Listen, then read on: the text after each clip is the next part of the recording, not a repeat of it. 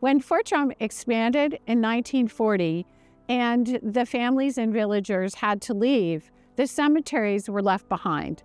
And as a result, we now have care of them, and we're doing our best to keep them in good condition for family members to continue and to come and visit, especially on Memorial Day. With Memorial Day quickly approaching, we made our way out to Fort Drum to meet with anthropologist and archaeologist Dr. Lori Rush. As the Cultural Resources Manager at the base, she brought us to visit the final resting places of several historically notable service members. Our first stop was Sheepfold Cemetery, also known as Laraysville Cemetery. We are at the monument at the gravesite for William S. Phelps. William Phelps was one of the first gristmill owners at the historic village of Laraysville, one of the villages that was lost when Fort Drum expanded in World War II. William Phelps married the daughter of Jules Payen, a French chemical engineer who bought the Luray estate from James Luray de Chameau and moved here in the 1840s. William Phelps is a veteran of the U.S. Civil War, and here on Fort Drum, in the cemeteries that go with the lost villages, we honor our veterans. Our Fort Drum Cultural Resources Program has placed special veterans markers at every grave of every veteran that we know of across the installation. And so here you can see the special marker and flag for William S. Phelps at this family cemetery. Here we are at the interment of the Wilbur family, and you'll notice 3 flags surrounding this headstone. And this family is an excellent reminder of the family service that New York experienced during the U.S. Civil War. Our New York families often served together.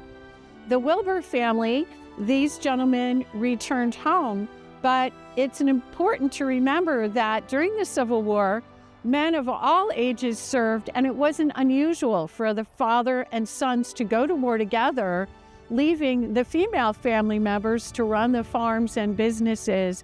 And those women also served in their way as they were left behind. The burials here of Mr. Heuser and Mr. Wager illustrate that it's not uncommon to include the specifics of military service on a headstone.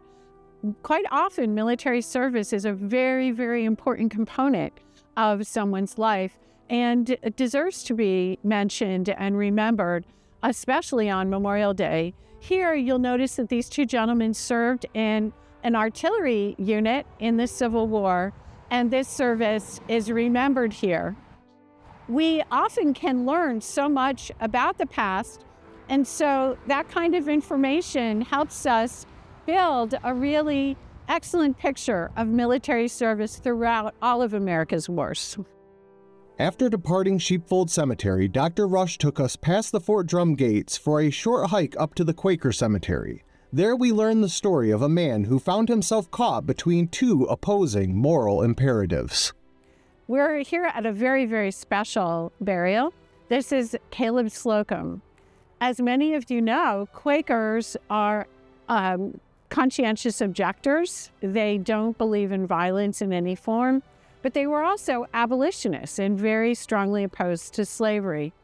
Caleb was really torn by these conflicting ideas during the Civil War.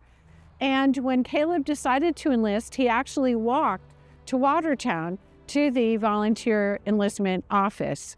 When his friends found out, they actually went after him to Watertown to try and talk him out of it, because making a decision to serve in the military could mean rejection by his family, friends, loved ones, and Quaker community.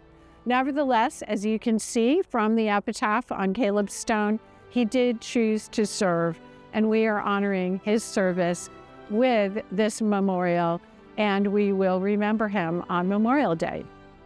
Fort Drum will stop all military training on Monday of Memorial Day, and all of our 13 cemeteries will be open to the public to visit friends, loved ones, family members, and honor the fallen. Looking back through history to honor those who have served our country. In Fort Drum, for WPBS Weekly, I'm Guy Carlo.